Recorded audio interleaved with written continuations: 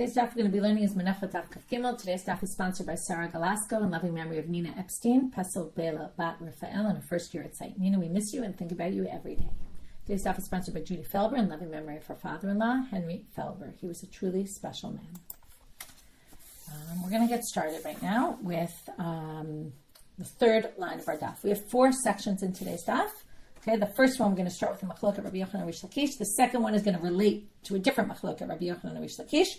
It's going to be a question of Rava, which is going to somehow connect with the Menachot on a different issue, Rabbi Yochanan and Reish Lakish. And we're going to have a Mishnah, and then after the Mishnah, we're going to go off into a completely different sugya, and then bring 4 difficulties on something in that sugya, and 3 out of the 4 are going to be from the 3 cases of the Mishnah. And we're going to get some other outside source, which is actually going to be difficult to understand the real connection, but we'll deal with that when we get there. So that's our structure of our daf. Itmar. So we're going to start with this machloket between Rabbi Yochanan and Reish Lakish. Itmar is often an introduction to a debate. Kometz to mincha chote sheshimno. Okay, let's define some terms. Mincha chote is a sinner's offering. It's an offering that the old of a yored, if you remember, if you can't afford the animal, you can't afford the bird, you bring a meal offering. It's mentioned in Vayikra chapter 5.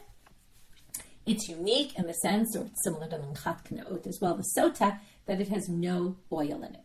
What if you put oil in the kometz? Okay, before we move on, I know we've talked about this many times, but I'm going to review because we're going to need this a lot today. There's different stages in the preparation of the mincha process. There's the dough itself. Now that's usually what we call that the mincha. And that's usually where, even though the whole thing is the mincha, but we call it the mincha, which is the dough, which is usually where you mix in the oil in the case where there's oil, and you don't mix it in the mincha kote at that stage.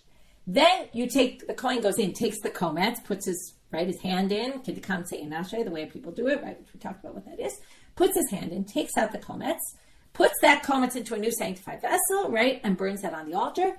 As soon as you take the kometz, you end up with 2 different parts now. You have the remainder, what's left behind in the original vessel, which is called the shirayim, and you have the kometz. Okay. So what we're talking about now is not adding oil at stage 1, where it's all in the dough and you're making the dough. We're talking about stage 2. You've already taken out the kometz, and then you add the oil. We'll see in a minute why this is relevant. So this, again, I'm going to remind you, although we're going to see it inside soon, there's a pasuk that says, do not put oil in this mincha offering. So Rabbi Yochanan says, okay, you put oil in, you're not supposed to put oil, very simple. Pasul, you've disqualified this mincha. So means the owner has to take a new one, right? You shouldn't burn it on the altar. Reish Lakish amar, Reish Lakish says, what do you mean? The kometz itself, and Rashi adds the word, okay, in Rashi, sheshimno, hu atzmo, klomar, tchilat mitzvah, meaning ideally a mitzvah, meaning it's the way you're supposed to do it, is actually to add oil, a little bit of oil in, okay? Now, from where? Shayarei halog, from leftovers that are in the temple. Find some leftover oil somewhere, and you're supposed to add it to the kometz. Okay, why are you supposed to add it to the kometz according to Reish Lakish?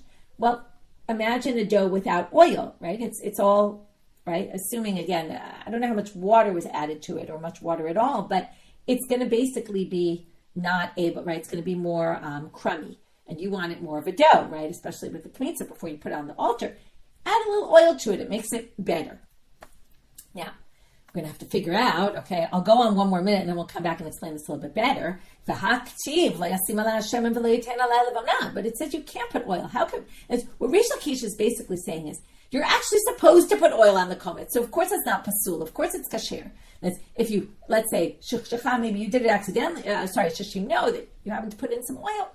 But you're supposed to do that. I'll get back to talk about the shiarei oil in a minute.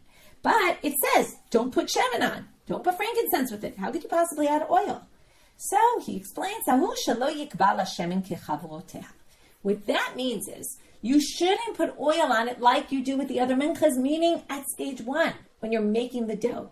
Once you take out the kometz already, well, that isser is not there anymore, that prohibition. It's done. You finished with that prohibition. So basically what he's saying is, not only is there no problem to put on oil, you're actually supposed to put some oil on. Now, where are you getting this oil from? Normally, what oil do you put in? You put a log, right? And then you measure the log in a measuring cup, and you pour it on the mincha, in a regular mincha offering. And remember what we learned, lo chaser, lo riba, you can't put any more, any less. You have to do the exact amount. So now the question is, where did you get remainders of oil hanging around in the temple? If all the oil you use goes into the minchas, so what they're basically saying is, take just a little bit, right? A teeny bit of oil and just add it to make it a little better before you burn it. It's also this idea, like when things are going on the altar, you want it to be nice, even though, remember, now, the mincha is not supposed to be nice because it's a sinner. That was that whole discussion we had about this mincha. But when you're going to put it on the altar, make it a little nicer. So take some remainder of oils that's in the temple. Well, this is very obvious because if you ever measure oil in a measuring cup, you know what happens. There's always a little bit of oil. You can't possibly get all the oil out.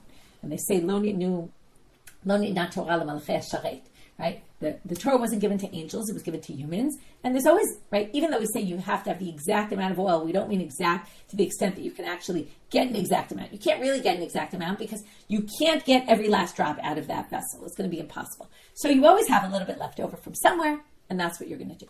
So we have this debate. Rabbi Yochanan says, no way, no how can you put oil in this mincha offering, even at the stage of the kometz. According to Reish Lakish, not only is it okay, but it's actually what you're supposed to do. So comes Rabbi Yochanan in this section. We're going to have a difficulty for Rabbi Yochanan and Reish Lakish. Reish Lakish is going to answer. We're going to have a bit of a difficulty on the answer, but we're going to resolve it. So comes Rabbi Yochanan. Eitivei Rabbi Yochanan and Reish Lakish. He throws a tannaitic source at him, a tosefta. Charev shenitarev bebalul. You have a dry offering that mixes with a oiled offering, meaning you have one without oil, or so we think right now, which would be like our case, mixed with an oiled mincha offering, yakriv. If the two mix together, you can sacrifice them. Rabbi Yehuda Omer lo yakriv. Now, what's the machloket here? Right? This reminds us of the machloket we saw yesterday between Rabbi Yehuda and the rabbis about what? About whether, remember the dam asir, why are they not batel? According to the rabbis, it's because they're both supposed to go on the altar. Because they're both supposed to go on the altar, they're not mevatel each other, and that's why they're each still there, right? Which would lead you to say that in this case, why do the rabbis say you can sacrifice this? Because they're not batel. And why would they not be batel? Okay, now remember, Rabbi Yehuda says the blood is min bimino. Okay, this is going to be a major topic of today, also in the next section. Min bimino, two of the same items, don't mevatel each other, right? And so now, if you have a charev and a balul, according to Rabbi Yehuda, it's min b'sheino mino, because what's going to happen, right? The oil one is going to go into the other one, and then you're going to have this problem we discussed yesterday with too much oil in one, too little oil in the other. So, at first they think, and that's Rabbi Yochanan thought, and that's why he raised this question, why would the rabbis say yakriv? Well, it must be two things that are olim on the mizbech. A charev and a balul we must be talking about. Ma'alav kometz d'minchat chote, di'arev b'kometz d'minchat nedava. We have the kometz of a minchat chote, our case, and we have a kometz of a minchat nedava. And what does he say? Well, he says you can sacrifice them. Why do you sacrifice them?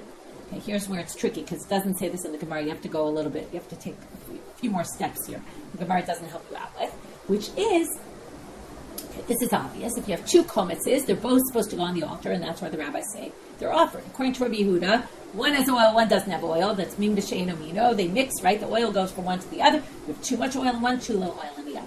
And that's why Rabbi Yehuda says you can't sacrifice it.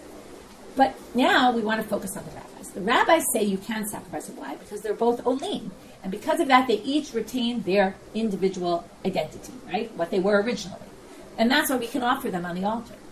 But what's our case? Our case is not that case. Our case is we have one kometz that's supposed to be burned on the altar, and it gets mixed up with oil. Okay? Now, if it gets mixed up with oil, the rabbis aren't going to say, Ein olim mevatlin zeh zeh, this stays dry and that stays oil, because the oil is not something that's supposed to go on the altar. So in that case, the rabbis will say, oh, this is min b'she'eino mino, right? Two different things. The oil is going to get absorbed into the mincha. It doesn't retain into the kometz, it's not going to retain its original status, right? And it's going to be a problem. So that goes against Reish Lakish, because Reish Lakish said kometz with oil, no problem. And Rabbi Yochanan says, look here, the inference from here is that if it was kometz and oil, which isn't two things that go up on the altar, the rabbis would say, no way, no how. And Rabbi Yehuda would still say it's min b'she'eino mino, and they, oil into dough, right? That's two different things. It would be, again, what's tricky about this whole thing is, what does it mean, batel?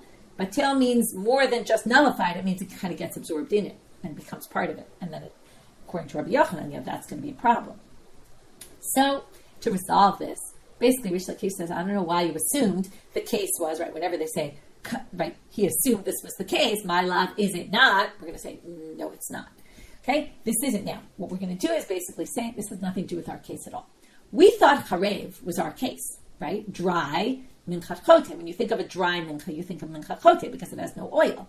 And then we were able to get to, that's kometz, and ours is kometz and oil, two different things. And what rabbis say there wouldn't say in our case, and that would lead to against Reish Lakish.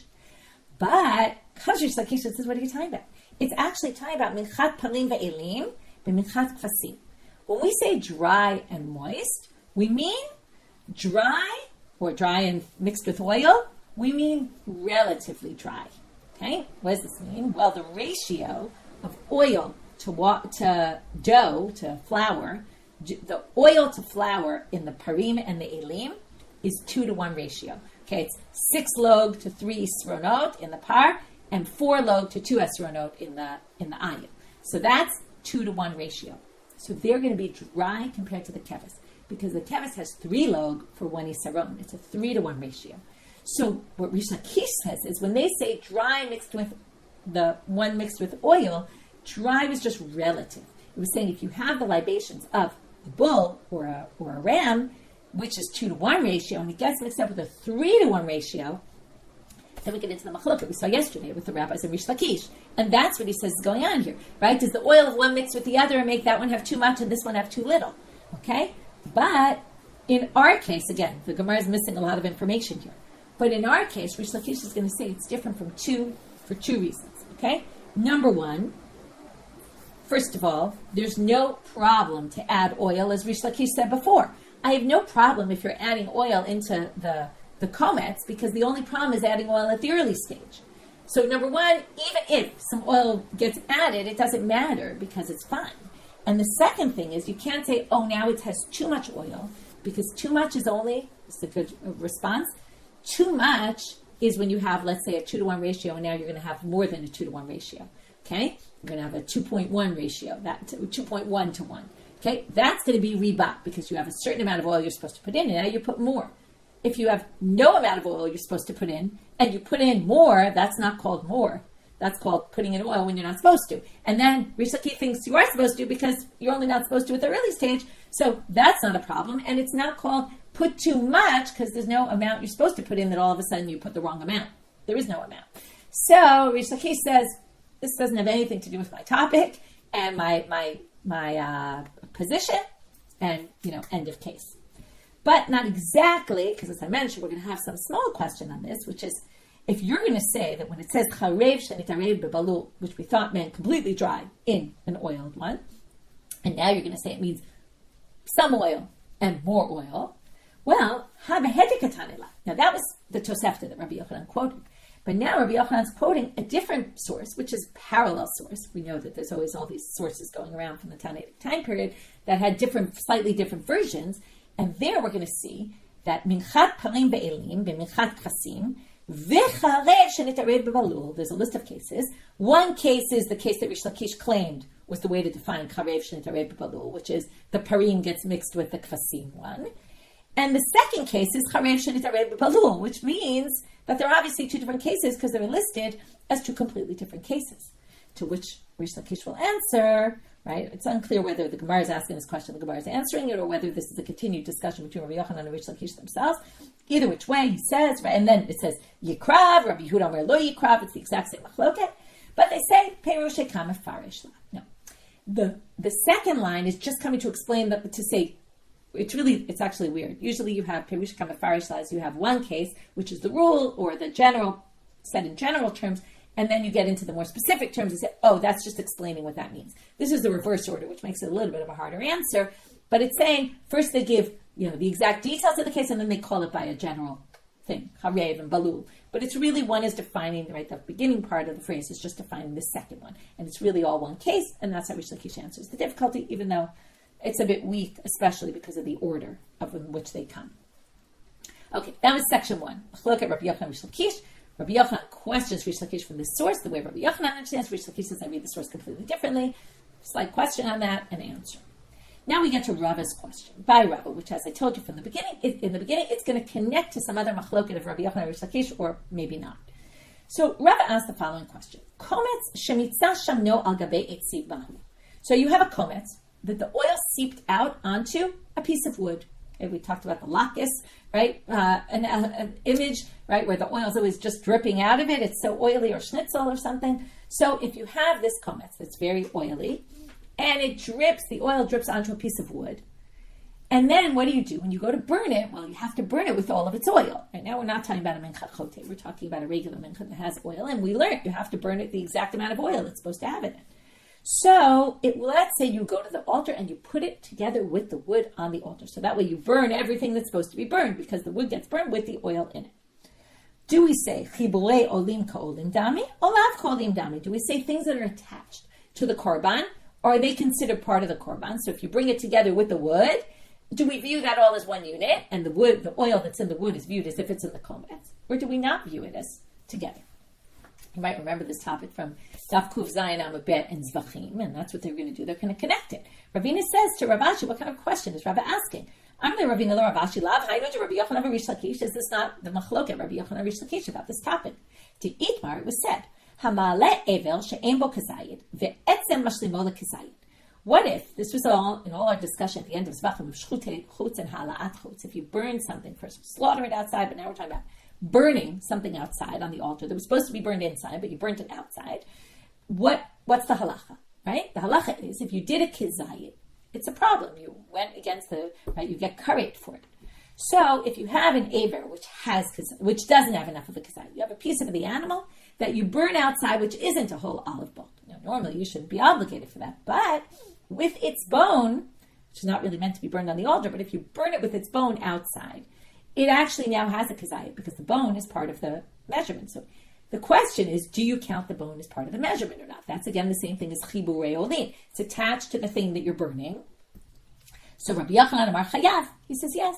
Reish Lakish amar patur. You're exempt. Reish Lakish says. So Rabbi Yochanan amar chayav, because chiburei olin ka'olin dami. Here you have it exactly. Rabbi Yochanan says it's attached to the thing you're burning, so it's considered like part of the thing.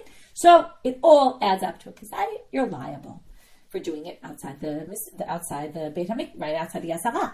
Reish Lakish says, Patur, Chiburei Olim Lav Kolim Dami. See, basically, sister question, Rabbi, Chiburei Olim Kolim Dami. It's the exact same debate between Rabbi Yochanan and Reish Lakish. So why are you asking the question? Now, you could say he's asking the question, say, well, which one do we paskin like? But that doesn't seem to be the issue. The issue is, why didn't you, it's obvious. Either Rabbi Yochanan says, it's a problem, right? It works. They're right. In that case, by the way, it's a sewer. In our case, it would be, it's good. Right, you fulfilled your obligation because they're both considered one. Obviously, it depends on what the scenario is. There, you offered it outside the azara. So anyway, he says, no. My question is, both according to Rabbi Yochanan and according to Reish Lakish, would they say the same thing here? And now we're going to see the flip. Okay, we're going to have one way of looking at it where you'd see it's more likely in our case to see them as connected, or it's less likely in our case to see them as connected. So Tibai le Rabbi Yochanan, because you'd say like this. Rabbi Yochanan views the bone and the meat as one. But he wouldn't necessarily say the same thing with the piece of wood that has oil in it and the kometz. Why? Very simply. The bone is part of the meat, right? They come together from the beginning. So more likely you would think those are connected, but you wouldn't necessarily say the same thing with a piece of wood that has absolutely nothing to do with the kometz other than it swallowed it absorbs some oil. Right? The wood is not a part of the kometz. It was never together with it in the first place. Maybe Rabbi Yochanan would say, this is not chibulei olin kolim dami. O dilma, afilu Reish Lakish lo ka'amar. Now we're going to do the flip side. Even Reish Lakish, when he says, we view them not as one, the bone and the meat, ela be'etzem debar mifrashu, because the bone can separate from the meat very easily. And what are the laws on an altar? Eat parish, remember this law? If the bone falls off, now the bone is attached, usually you stick it on the altar. But if the bone detaches and falls off, let's say it flies off the altar, lav mitzvah la'adure. It's not a mitzvah to put it back on, because it's really not meant to be on the altar. Aval shemen, so there it can separate. And therefore, the more it can actually physically separate, we're going to say, even though the bone originally came from the meat, was attached to it, but since it can so easily separate, maybe we view these as two different things. And not only they could separate, but if they were to separate, you wouldn't put that back on the altar. So maybe you don't view that as something burned together on the altar. And therefore you wouldn't count it in halat chutz as a problem for the kazayit. Aval shemen de la bar mifresh hulo. But when you put that wood on the altar, it's not going to all of a sudden start dripping out the oil, right? The oil's not going to come off that piece of wood. It's absorbed into the wood. It doesn't separate from it very easily. And therefore, maybe you would say, maybe it's really part of the wood, and then you can burn them together. Oh, dilma lo shna, or maybe you say, that doesn't really make a difference. And the answer is teku. So basically, Rava is saying, my question is both according to Rabbi Yochanan and according to Reish Lakish. Okay, now we're moving on to the next Mishnah. So topic 3 for today. So again, we had topic 1, Machloka Rabbi Yochanan Reish Lakish, about mincha chote, that you put oil on the kometz of it. Then we moved to Rava's question that we thought related to a different Machloka Rabbi Yochanan Reish Lakish. In the end, we said no, not really, and we don't have an answer to his question. And now we're getting to a Mishnah, which is part 3. And then, as I mentioned before, and I'll just mention again because we're going to get to it, then we're going to start on some other sugya entirely. And then we're going to ask questions, raise difficulties from the 3 parts of our Mishnah and a 4th source. Okay, there's actually a study guide on this 4th part of the sugya. I'll share it on my screen when we get to it. So this is very classic, just to tell you methodologically. We're often will have a Mishnah. We'll kind of leave the Mishnah when we get to the Gemara, start delving into some other sugya, and then come back to our Mishnah, because the reason they brought this sugya here was because they want to question that some other outside sugya from our Mishnah. That's what's going on here, and often from other sources as well. Here it's going to be mostly from our Mishnah. 3 out of 4 will be from our Mishnah. And as I mentioned before, that 4th source is really kind of out of the blue, and it's definitely much less connected than the other 3. Okay, with that, let's get started. We have 2 menachot. Okay, we're going to have, remember, this is why I said in the beginning, let's get our order of the mincha straight and the different parts. There's a mincha, that's the dough. Then we take a kometz out, and we leave shirayim behind, right? Whatever's left is the shirayim. So we have to remember these terms, mincha, kometz, and shirayim. Now, mincha, we're going to call later in the Gemara, tevel. What is tevel? Tevel is a term that's borrowed from truma to masod. It's your fruits before you take the truma out and the maser out. So it's not really called yet truma and maser. It's not like you say, okay, I have 100 fruits and, of them, some of them are truma, some of them are maser. No, you haven't taken anything out. It's just one big pile of fruits that you haven't yet done truma and maser to. Once you take the truma and maser, then you end up with trumot, masrot, right? The truma goes to the Kohen, the masrot goes to the Levites, and then you have the rest, which is your own. This is very similar, different, but similar to the mincha, which you haven't yet taken the kometz out. Once you take the kometz out, it'll be made up of kometz and shirayim, but it's not like we look at it in the beginning as this has kometz and shirayim in it. It doesn't yet. Until you define it as this, you take out the kometz, right? Just like you take the truma, it's not anything, and that's why they call it tevel. Hasn't yet been dealt with, okay, what you're supposed to do to it. And that's just sort of understanding a little bit that will help us.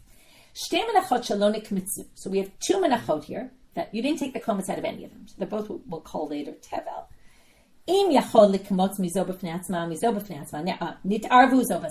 Now they ended up in the same bowl. Now imagine you have a dough, and you put them together. Now what's going to happen? What's going to happen is there's going to be an overlap. And there's some part of it where you're going to not be able to tell which one was which. But there's some part of it, or if potentially there could be some part of it, that's still separated, and it's clear to you that this is kometz 1 and that this is mincha 1 and this is mincha 2. Okay? So that's what we're assuming happens. Imagine 2 circles that partially overlap, right?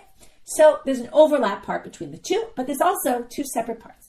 If there's enough in each separate part, if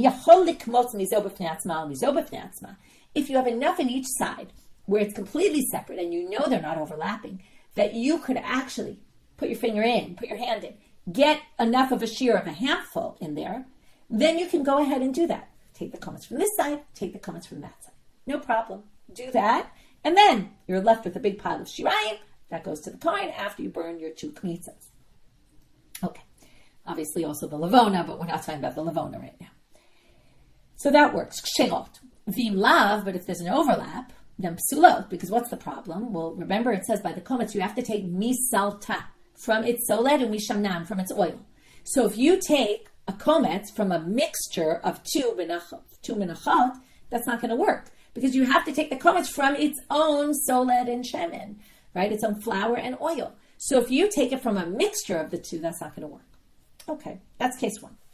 Kometz shenitared b'mincha, case 2. Now we have a kometz. You already took the kometz from one of them. And now your little kometz, remember it's much smaller than the mincha, drops into a mixture of a mincha. Okay, it drops into a pot of dough. Okay, a bowl of dough. Now, what's the problem here? So now they're going to say like this: lo yaktir. Okay, right now you have a mixture of something that's supposed to go on the altar, which is the kometz, and something in the mincha, which is not supposed to go on the altar. Now, it's not forbidden to put the mincha on the altar, but it's also not what you're supposed to do with it. Okay, it's not supposed to go on the altar, and generally things that aren't meant for the altar, we don't really put on the altar. It's not like, I just want to point out, when it says lo yaptir, it doesn't mean there's a lo tase. It doesn't mean you transgress a negative prohibition, but you shouldn't really put it on the altar. Because why? Because it's what we call tevel. It's not like we view it as there's a kometz in there. There is no kometz in there, right? So now we have kometz from mincha 1 with mincha number 2 that there's no kometz from, and that's not really meant to go on the altar. So you shouldn't burn any of this because you have the mincha there. But imiktir, if you did do the whole thing, let's say you stuck the whole thing on the altar, well, in the end, if somebody, for whatever reason, decided I'm putting this on the altar anyway, so mincha 1, you fulfilled your obligation because you already took the kometz out and you burnt the kometz. Now it's true you burnt it in this mixture, but in the end, the kometz was burned. Mincha number 2, you never took the kometz out, so you don't fulfill your obligation. The owner of that mincha will have to bring a new one. Okay, case 3. Nitarev, okay, we did mincha, we did kometz in mincha. Now we have to do kometz in shirayim. So what if you took out the kometz of 1 and you're left with the remainder, and then you have a mincha of the other one? So no, I didn't say that right. You took a kometz and you have a shirayim. Okay. Now either nitarev kumtza b'shiareha. In this case, either your kometz falls back into the shirayim. So now you end up with, as opposed to what I said before, the mincha is not viewed as the sum of its parts. Now you have all the sum of the parts. You have the kometz together with the remainder. Now again, different things are supposed to happen with them. The kometz is supposed to be where the shirayim goes to the kohanim. And not only that, there's some other problem, which we'll talk about in a second, but let's just talk about case 2, which is really one and the same. It doesn't matter if it falls into its own shirayim, or if it falls into, let's say you brought a mincha also, you had shirayim, my kometz got mixed up into your shirayim. Okay?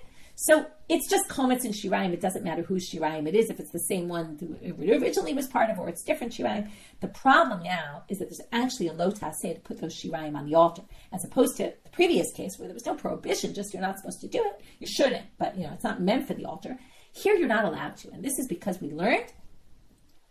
It's a pasuk we're going to see later, actually. Any sort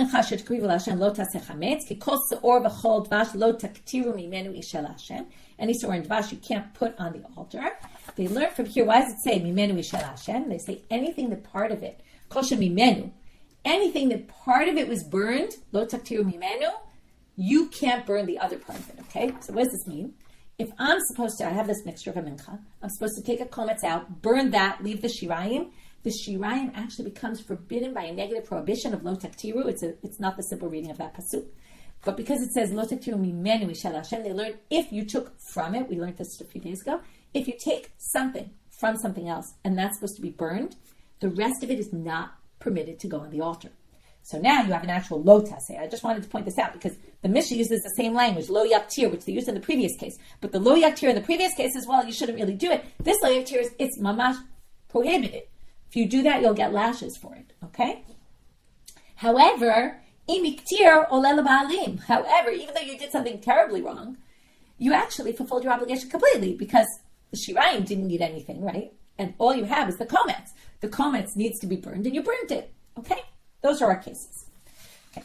How we're going to connect this to the next sugya, you'll have to see. It's not an easy connection or an obvious connection.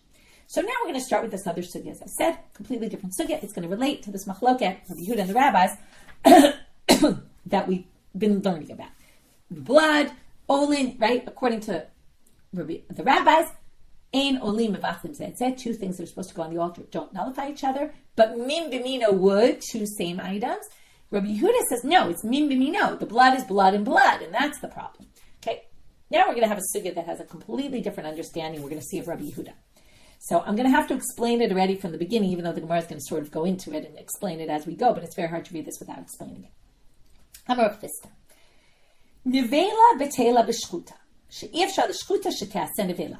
Okay, that's a long sentence, short sentence. It's going to take a little while to explain.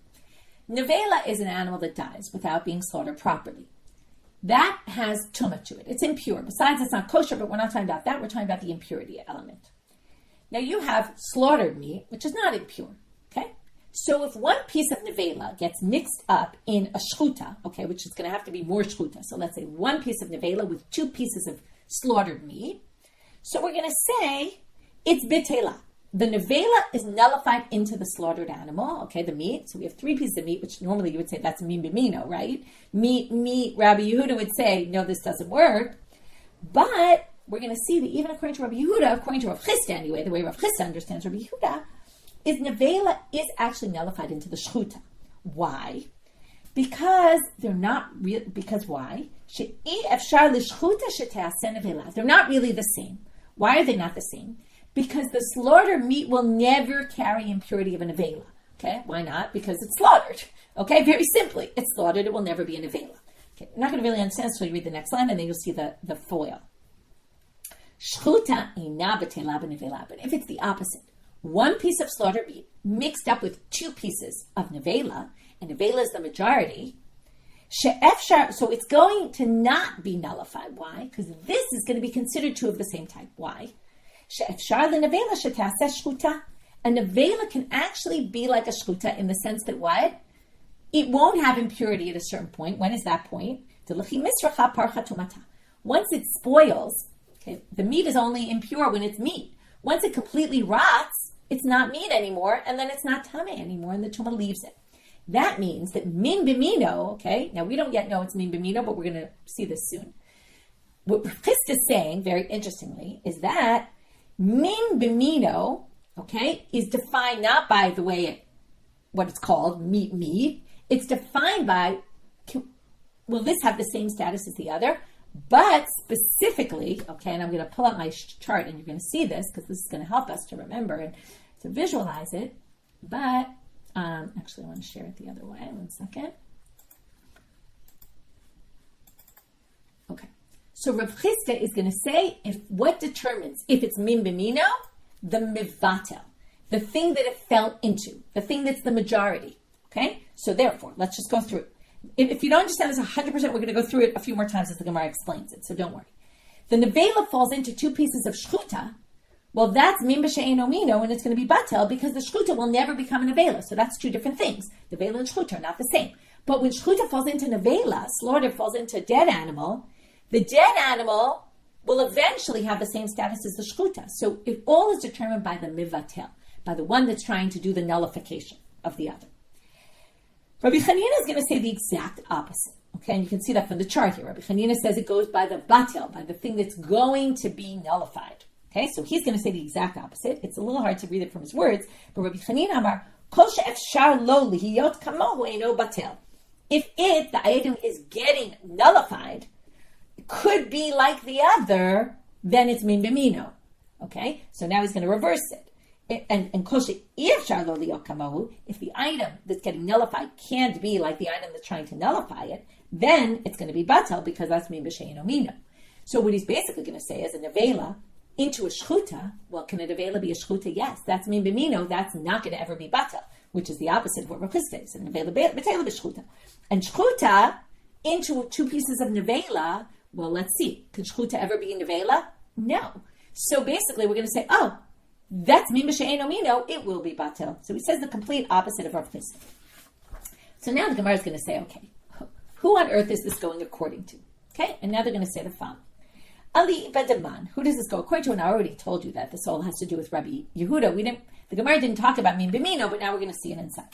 So, Ali Badaman, if you're going to say it's according to the rabbis, ha'amrei olin hu d'lo mevatle adade, aval min b'mino batel. Right? These aren't things that go on the altar. This is a slaughtered animal and a nevela. Right? Even if the slaughtered animal is for the altar, the nevela is definitely not, and we're talking about general slaughtering. So this has nothing to do with the rabbis. The rabbis only say if it's things that go on the altar don't nullify each other. So this is clearly not the rabbis, but the rabbis will say min b'mino is batel, and this has nothing to do with the rabbi's position.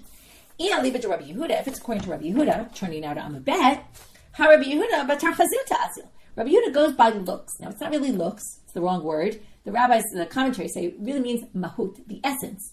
Is this meat and meat? Is it blood and blood? Right? This is a completely unique understanding of Rabbi Yehuda. Until now, we've always talked about maybe wine and wine, right? Yeh nesef. It's always two things that are the same. They're in name, right? And in okay, not can one eventually become the status of the other or not? Like this case, according to Rabbi Yehuda, both directions it wouldn't be batel because meat. Doesn't matter shchuta nevela shchuta. So, right, the idi min b'mino, who both these cases are meat and meat. So they're going to explain ela libed Rabbi Chia. It's according to some third opinion here. To tani Rabbi Chia, nevela u'shchuta betelot zo bazo.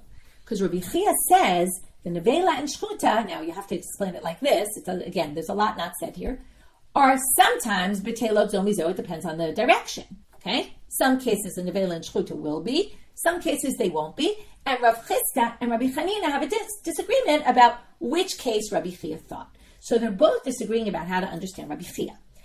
Now, I said Rabbi Chia is a third opinion, and I a little bit faked you out here, because it's not like it's really a third opinion. There's a basic machloket about the blood, the dam par, dam seir, between Rabbi Yehuda and Rabbana, and it can't be Rabbi Chia made up his own third opinion by talking about this nevel and shchut. He has to fit in with one of those opinions about general rules, like he's talking about a very specific case, but he has to fit in with Rabbi Yehuda or Rabbanan. So now we're going to try to figure out what Rabbi Chia liba daman. Who does he go according to, Rabbi Yehuda or the rabbis? Now, Ia liba de Rabbanan, obviously it's not the Rabbanan, because his whole theory is based on min b'mino.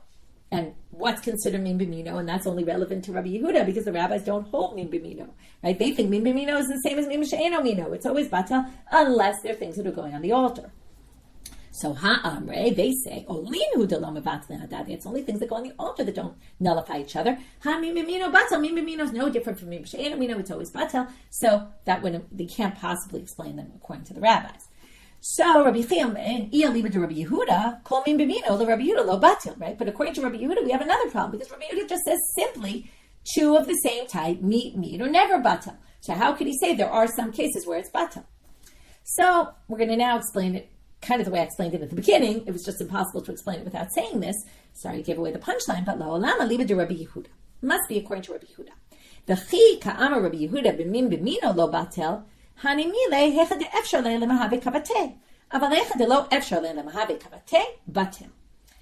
then the whole understanding of Rabbi Chia is according to Rabbi Yehuda. And we're going to say that when Rabbi Yehuda, again, this is a unique understanding of Rabbi Yehuda that we've never really talked about, which is that when Rabbi Yehuda says min b'mino is not batel, he means if one can be like the other. What makes something min b'mino? If one status, which is now different, but could potentially be the same, then we're going to call that min b'mino.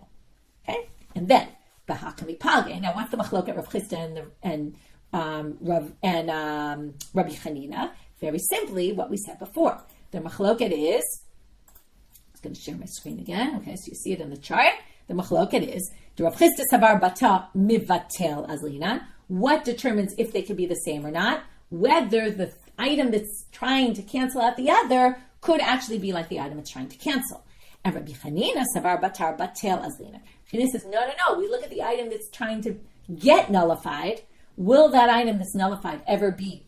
Could it potentially be like the other one? If so, yes. If not, not. Okay. So then, and as if so, we're going to call it min b'mino. If they could eventually be the same, and then again, min b'mino will mean it's not batel. So now we're going to start with our slew of questions. So we have 4 difficulties, and for this I charted out the case. What's the mevatel? What's the batel? Okay, what's trying to be mevatel? The other thing. And then, who's it a difficulty on? So it's none. We're now going to go through the 3 cases on our Mishnah. Shtei menachot shalonik mitzum v'nitarvu zo bazo. So we have 2 menachot. They're each in the bowl, right? They got mixed up. Nothing's been done to them yet. Right? If you could take a kmitza from each one, you're good. But they say, wait a minute. Let's think a little better about this case. Okay, now, the assumption is you're not doing it at the exact same time. Okay, that would resolve all of this. But assuming you do one first. Now, when you take the kometz out of the first side, you turn the remainder into shirayim. Now, what's the problem? Those shirayim are now mixed. There's part that overlaps. Remember, we said there's 2 circles and they somewhat overlap. Some of those shirayim are overlapping with a mixture of the other dough. Now, if dine bitul work, then what's going to happen? The shirayim are going to overpower the part of the mincha that's overlapping it. It's going to basically turn it into shirayim. Once it's shirayim, what's the problem? When you go to take the kometz of the other side, this is the classic case of the mincha dough is now missing part of what it originally had, because now part of it is nullified into the other. So what you have to say is, right? They say, the fact is that the shirayim obviously don't nullify it. Why don't they nullify it? Well, that's what we're going to have to figure out. So we're going to have to somehow say they don't nullify it because it's the same type item. Now, if you go by the simple reading of Rabbi Yehuda, of course, it's the same type item. Dough isn't mevatel dough, okay? If it's the rabbis, well, obviously it can't be the rabbis. Rabbanan ha'am, right? Olin hu d'lo mevatel hadade. Ha'min b'mino batel, right? The rabbis say only things that go on the altar. Now, you basically have shirayim and mincha. None of those go on the altar. So according to the rabbis, for sure you can't explain this Mishnah. Halapshita Rabbi Yehuda, it must be Rabbi Yehuda. Now, if you go with Rav Chisda and Rabbi Chanina's interpretation, well, we're going to have to see which one could be like the other. Which direction does this work? Bishlama to Rabbi Chia. Lamanda amal batar batel azlina. The one who says we follow the item that's nullified. And we're going to basically show the item that's nullified is the mincha. And we're going to say, mincha is min b'mino with shirayim. Why? Because batel have kim bevatel. It could be the same as the shirayim. Because why? Well, if you could potentially take the kometz out of the mincha, what would happen? It would turn into shirayim. That's perfect. That's Rabbi Chanina, that we follow the item that's going to be nullified. And that theoretically could turn into shirayim. And that's why the mincha, which we call tevel, right? Nothing's happened to it yet, could potentially become shirayim, and that's why they're not batil. Okay, so the lechik kometz mi'idach, if you took the kometz out, havalu shirayim kiani, it would be shirayim, just like the other side. But the Rav Chisda, okay, I'm just adding the words who it is, because it doesn't say here, but lemanda amar batar mevatel azlina, according to Rav Chisda. Well, let's try it the other way. Could shirayim become mincha, unfixed dough, unkometz dough? No, of course not. Mikavi tivla. So lema deloke Rabbi Chia. Now this is a little tricky. It means deloke Rabbi Chia according to Rav Chisda's interpretation. To which the Gemara answers a completely answer out of the blue. They say, oh no, hatam kid Rabbi Zera. The reason here is for a completely different reason, and they're going to use this for the next few also, and kind of extend it. But to Amar Rabbi Zera, Nemrak Tara b'kometz, Nemrak Tara b'shirayim. It says burning by the kometz. Kometz gets burned. It says burning by the shirayim. That's actually the pasuk we saw before, where it says you can't burn the shirayim, but it still uses the word laktir, even though it's don't burn them. But they make a comparison. Mak Tara mura b'kometz, ema kometz mevatelet chavero. Now, when you have kometz and kometz, they're not going to nullify each other, either because of min b'mino or because they're both supposed to go on the altar. So afak Tara mura b'shirayim, ain't shirayim mevatel et kometz. Well, shirayim aren't mevatel kometz, and then also you'd have to say shirayim aren't mevatel mincha. Okay? Basically, shirayim don't have the power to do this, and that's from a drasha in the pasuk, and this has nothing to do with min b'mino. Okay, and with that, we resolve the difficulty. Next one, Tashma. Ha-kometz, shenitarev b'mincha shelo nikmetza lo yaktir. You have a kometz that got mixed up with a mincha that was not kmitzet yet. So, can't burn it. Imiktir, zo shenikmetza al talaba'alim, zo shelo nikmetza lo al talaba'alim. Okay, now, right? And if you do it anyway, though, it works. Now, here we have a big problem. Why not? Why? Lo kamevatel tivla lekometz. If the kometz falls into the tevel, the mincha, shouldn't it be batel? Kometz is small, mincha is big, right? Now, why would it not be? Well, Rabbanan, again, we're going to go through the same thing. Rabbanan ha'amrei olin hu d'lo mevat le'adade. Okay? These both aren't going on the altar. Only the kometz goes on the altar, not the mincha. Elapshita, Rabbi Yehuda. It must be Rabbi Yehuda. Now, who's this going to work according to? Okay, let's just look. We have a mincha and we have a kometz. The mincha is the mevatel. It's the things trying to overpower the kometz. Now, mincha could be turned into a kometz, but kometz can't be turned into a mincha. So that's where we're going to have an issue here. Bish, and it's going to be the opposite. It's a problem with Rabbi Chanina. Bish l'malamanda amar batar mevatel azlinan. Rav Chisda here, who said mevatel, it's going to work because the mincha is the mevatel. It's the thing trying to overpower the kometz. And we say, oh, it can't overpower the kometz because the mincha could eventually become a shirayim. Min b'mino, same item, can't be batel. Dechol porta chazir l'mikmetz minei, because you can always just take the kometz out. Elamanda amar batar batel azlina. But if you go by the kometz, the thing that's going to be nullified, which is Rabbi Chanina, kometz mihavi tivla. You can't turn kometz into tevel, right? It can't revert back to its original status. Lema deloka Rabbi Chia, and you have to add the words according to Rabbi Chanina. So again, they're going to answer Hanami kid Rabbi Zera. We're just going to take Rabbi Zera and say there's unique exceptions in these cases. Okay, even though this actually isn't even talking about shirayim, but we're going to basically say, because that was a drash on the shirayim, but we're going to say it extends to the mincha as well. Tashma, third. Nitarev kumtza b'shirayim shel chaverta lo yaktir. The kometz gets mixed up with the shirayim. Okay, see where this is going. Imiktir al talaba'ala, but if you burned it, it works. Now, why wouldn't the shirayim cancel the kometz? And if it cancels the kometz, burning it won't help you. So we're going to say again, now this is a problem of both. because shirayim can't become kometz and kometz can't become shirayim. So this is a problem in all directions, right? Those are the two things that come out of the mincha, and the one cannot become the other. So hahacha de lo havim mevatel kibatil v'lo havakam mevatel shirayim lekometz. So again, right? Why is it not mevatel it? Mani, irabanan, etc. They don't even bother repeating everything because they think you know where this is going. And Amar Rabbi Zera, again, they're going to quote Rabbi Zera. There's a unique exception here why the shirayim are mevatel the kometz, because really theoretically it should. They're clearly min b'shein omino, okay, and it should be mevatel, but it's because of Rabbi Zera. Okay, and then they just quote Rabbi Zera again. Nemrak to Rabbi Chutz, Nemrak to Rabbi Shirayim, Mak to Rabbi Kometz, and Kometz Vatzal Chaviro, Ach to Rabbi Shirayim, and Shirayim about limit to Kometz. Okay, last source. This is the one that's really out there. We have a matzah that gets spiced with katzaf and shumshumim. Katzaf is black cumin and shumshumim are sesame. Because of this, Shuli wrote a whole article this week, flashback on sesame, uses of sesame in ancient times. Very interesting article, and in modern times. Tashma. Tibla b'ketzach b'shumshumim b'chol minei tavlin. What if you take your matzah and you spice it with lots and lots and lots of spices?